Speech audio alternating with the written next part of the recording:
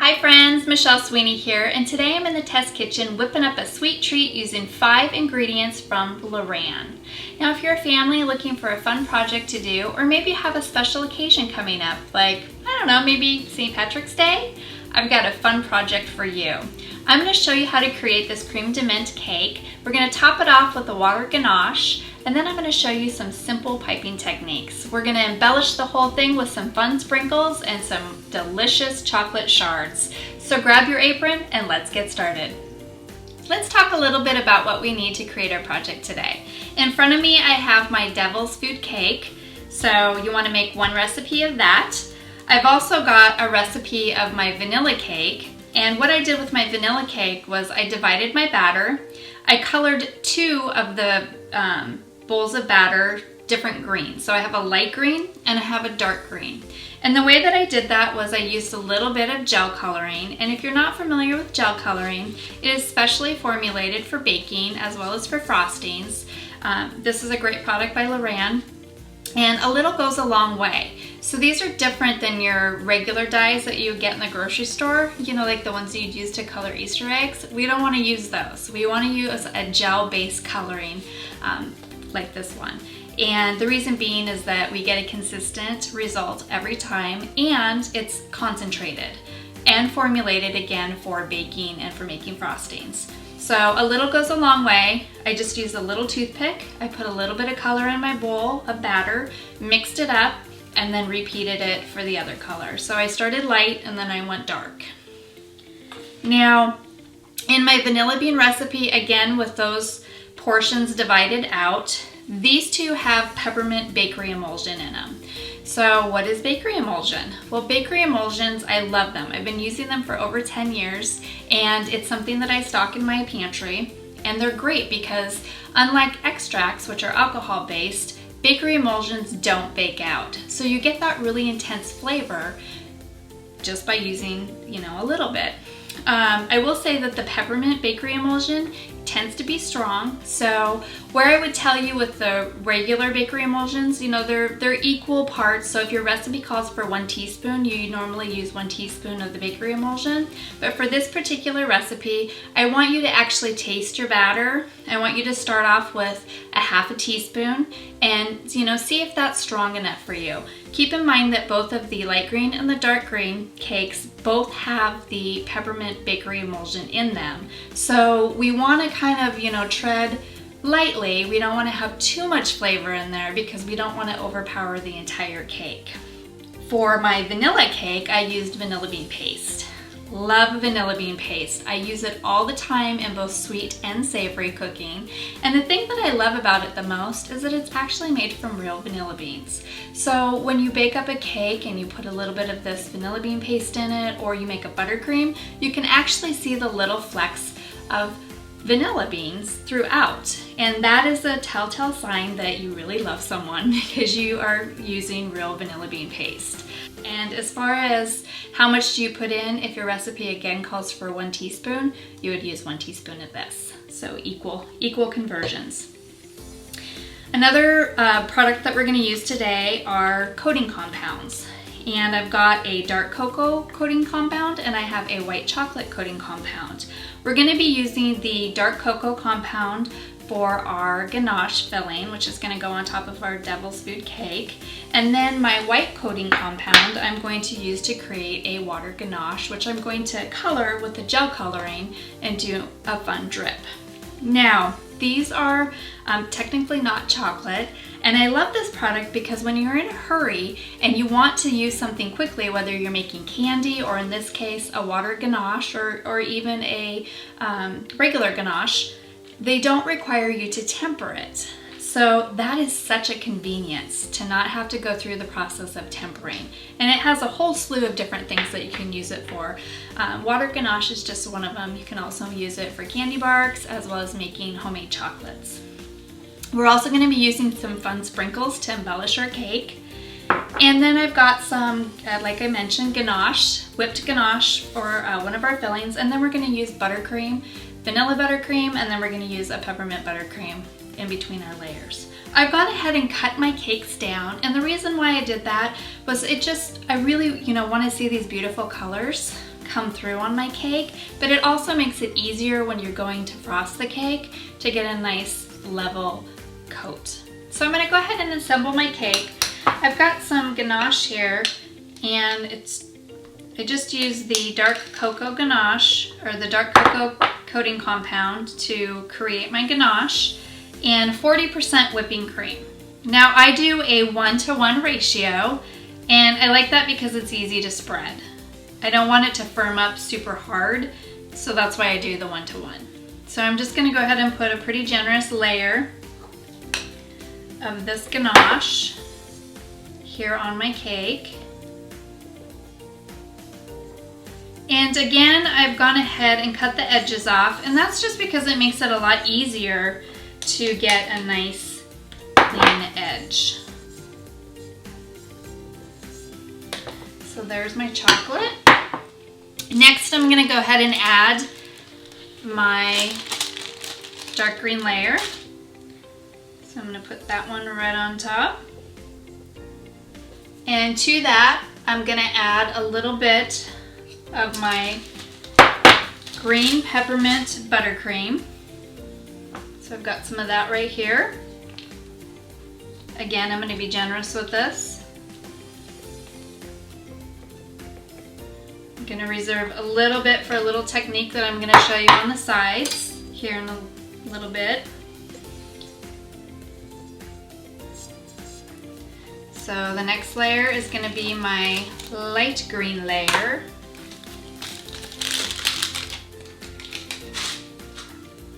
Go ahead and stick that on top.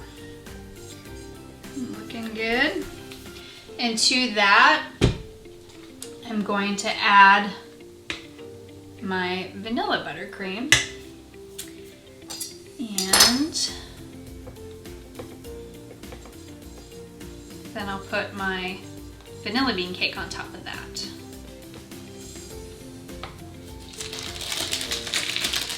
Now I'm gonna do my final layer of cake here. I've got my vanilla.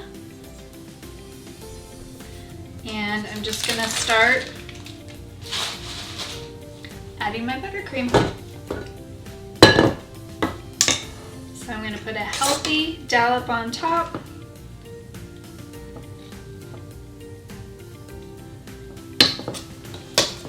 And I'm gonna work that out. And I'm just going to finish covering the cake. I'm gonna do a crumb coat. Like I said, pop it in the refrigerator, bring it back out, do a final coat, and then we'll be ready to move on to our next step, which is to apply our sprinkles. Now that I have my cake all iced, I want to add a little bit of texture to my cake. So I have some of the green buttercream left over here, and I'm actually just going to come through and I'm going to add some little green swipes here and there. I like this. I feel like it adds a little bit of visual interest and texture. And I'm just gonna go all the way around my cake and just do some swipes. And then the next thing I'm gonna do is I'm gonna add my sprinkles. So I'm gonna flatten some of these out a little bit more. I'm just using a paintbrush, nothing special. Come through and give it a little bit of texture. All right, that looks pretty good. So now for the sprinkles. I have a mix here. There's some jimmies, there's some pearls, big pearls, little pearls. And I'm just gonna put this little container here, and I'm gonna come through and I'm just gonna hit the side of my cake. So I'm just adding my sprinkles all around my cake. I have it sitting on a smaller cake round just to elevate it so that I could do this. I'm just going to keep doing this all the way around until I like the desired effect.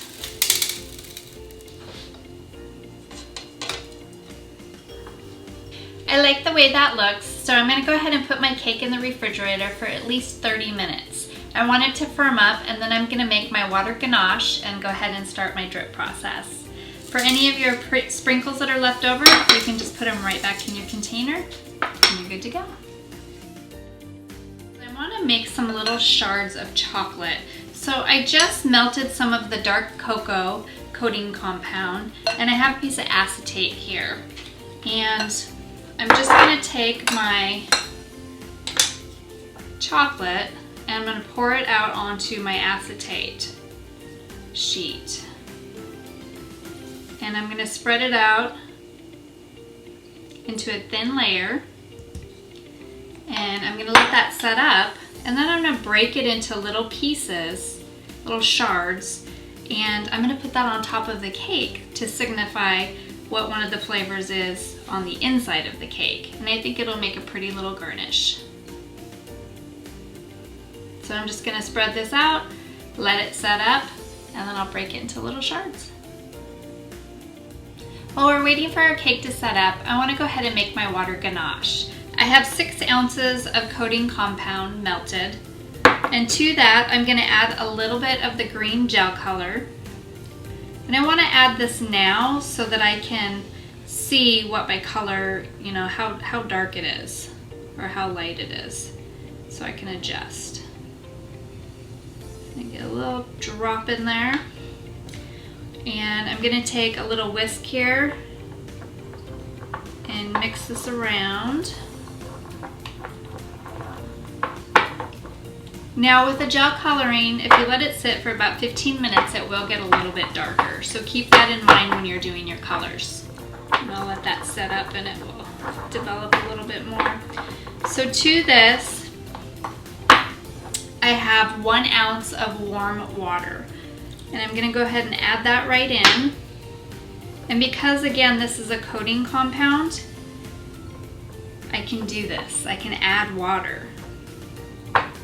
So I'm gonna just start to mix this around, and I want it to get nice and smooth. So that's why I like to use the little baby whisk. And I'll let it sit. It is pretty warm still. I want it to sit for just, I don't know, about 5 or 6 minutes. I don't want it to be too hot when I apply it to my cake. So I'm gonna go ahead and bag this up, let it sit, and then I'm gonna go get my cake, and we'll be back and we will water ganache our cake. All right, so we're on the home stretch. I've gone ahead and transferred my cake to my cake pedestal. I wanted to do this before I add the ganache or do any of my finishing work, just in case we have a little mishap, we have a chance to fix it. So I recommend, you know, get it onto firm ground before you add your final embellishments. So I've got my water ganache here, and I've got it in a piping bag. I've gone ahead and clamped off the top part of it just to keep it from you know, shooting back out the other end. And then I also have some buttercream, but I'm going to go ahead and cut the tip off of my water ganache. And we want to make sure we throw that away. We don't want it to end up in our cake. And I'm just going to take my time, and I'm going to go around the inside edge and pipe a little bit of my ganache. I'm going to start out just a little bit because I want to see how quickly this will run. So I'm doing a little test to see how quickly that's going to run. And if I like that, then I'm going to continue on, going at that same pace, nice and slow. So it looks like it's stopping at about halfway. So I'm going to go ahead and continue to pipe. You can kind of see I'm starting a little bit farther back. And then that way I can come up and I can just kind of coax it a little bit more in spots. Take a look. It's looking good. So now we can go ahead and just fill in the top here. I don't want to flood it too much because I don't want to push that edge over. So I'm just going to lightly go over and fill the top part in. And then I'm going to let it set So I'm just flooding this a little bit, just gently, a gentle flood. Because it will continue to push. Kind of like how you flood cookies.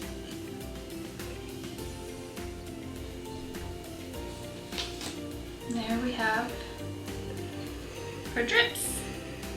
So I'm gonna let this set up for just a few minutes and then I'm gonna go ahead and start piping. So let's give it a few minutes and we'll be back. While I'm waiting for my ganache to set up a little bit, I went ahead and pulled out my coating chocolate, and it's nice and firm, and I can go ahead and start breaking this into little pieces. So you can see it's pretty shiny. And I'm just gonna break off some little shards, and I think it'll look nice in my finished product. And that's it. Now that I've let my ganache sit for a little bit, I can go ahead and pipe my border. So I have a bag here prepared with some buttercream, and I have a 1M tip. So the 1M tip is traditionally used for cupcakes. It's also used to make flowers. But for this, I'm going to use it to do a nice little border. So I'm actually going to do kind of an E motion all the way around the cake, and I'm going to take my time. I don't have it on a turntable, so I'm going to have to manually turn this myself. So I'm just going to come here to the edge, and I'm going to go ahead and do my little E's.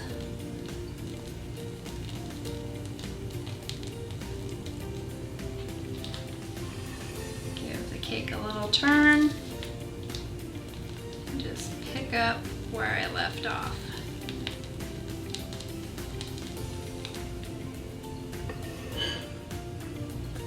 I can come back through with some of my sprinkles and add those in.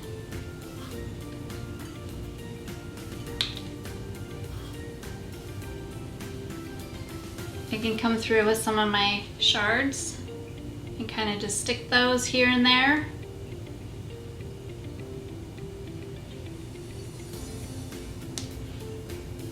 There we have our fun little cake. Thanks for joining me today to create this sweet treat. If you have any questions, be sure to jump on over to Facebook and join LorAnn's Makerspace. There you can ask questions and collaborate with other makers. We hope that you enjoyed this project, and happy baking!